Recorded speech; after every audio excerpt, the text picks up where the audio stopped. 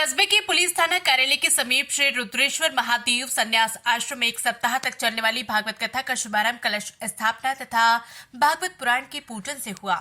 जानकारी के मुताबिक संन्यास आश्रम में श्रावण शुक्ल पक्ष सोमवार को ब्रह्मलीन महंत रामानंद जी पावन निश्राक में उनके शिष्य रत्न एवं महंत समाधानपुरी के सानिध्य में भगवताचार्य मनसुख महाराज सहित मोटी श्रद्धालुओं की मौजूदगी में गांचीवाड़ा स्थित द्वारकाधीश मंदिर से भागवत पोथी का ढोल धमाके से आश्रम में सामैया से स्वागत किया गया।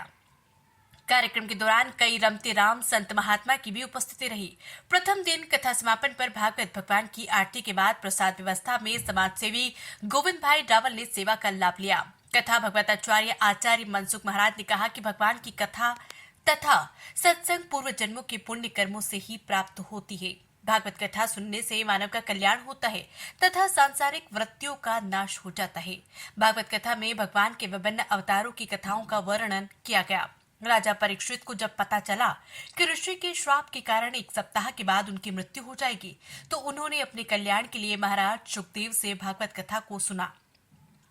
भागवत कथा को सुनने से राजा परीक्षित को मोक्ष प्राप्त हुआ। कथा व्यास ने कहा कि मानव को अपने जीवन को सुधारने के लिए सदैव अच्छे कार्य करते रहना चाहिए, उसी से मानव का कल्याण हो सकता है। इस अवसर पर कमलेश राजगुरु, सोहनलाल मेवाड़ा, गोविंद रावल, संजय अग्रवाल, कांतिलाल दर्वे, कन्हैयालाल पुरोहित, मनोज गुज्जर, गीताबेन रावल, रश्मिबेन, रूपा रावल, नीलम अग्रवाल, दिनेश भाई आदि की उपस्थिति रही।